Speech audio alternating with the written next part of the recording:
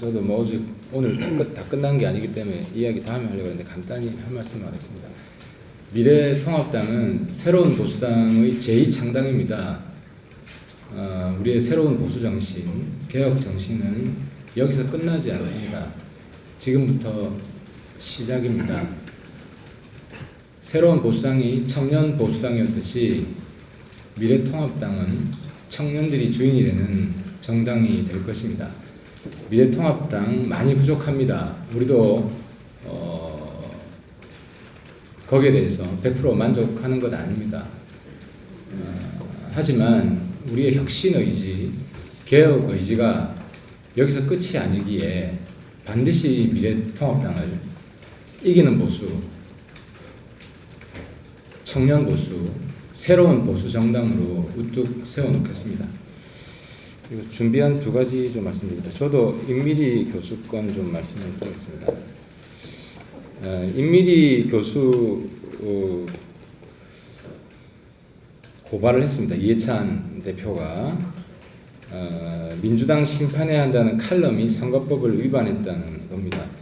제가 이제 이 사건의 의미에 대해서 쭉 좀 찾아보니까요. 87년 민주화 이후에 특정 정당 찍지 말자는 칼럼에 대해서 선거법 위반한 것은 최초인 것 같습니다. 민주화 이후 정당사 초유의 사건입니다. 민주화 이후 과거 그 어느 보수 정당도 자기 당 찍지 말자는 이런 칼럼에 대해서 고발했다는 사실을 확인하지 못했습니다. 아까 우리 김웅 위원장께서는 이제 더불어민주당이라고 했는데 이게 저는 제가 볼 때는 오늘 히트칠 것 같은데, 이 민주당이 본질은 민주당이 아니고 문주당입니다. 문주당.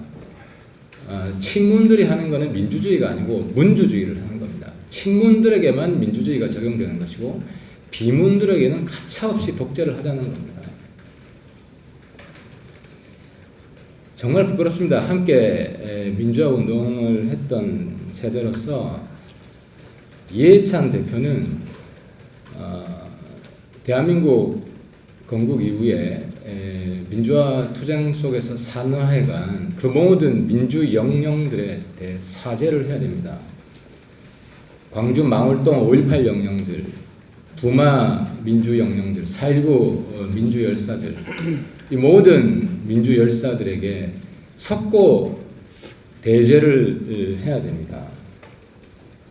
혹시 언론과 표현의 자유를 억압하는 게 이번 총선의 선거 전략은 아니겠죠.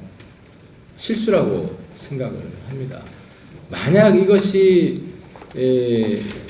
민주당의 진심이라면, 이 고발 사건이 민주당의 진심이라면 그들의 정신세계, 민주주의에 대한 정신세계는 완전히 타락한 것입니다. 완전히 변질된 것입니다.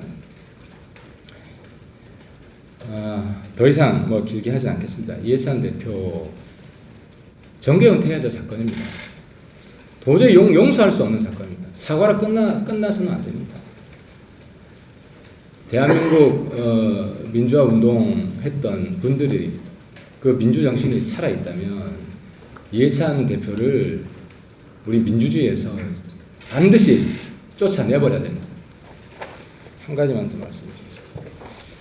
문재인 정권이 가족 집단 자살 문제에 대해서 아무런 대책이 없습니다. 어제 부부 한의사 1가족 4명의 자살로 추정되는 안타까운 사건이 있었습니다.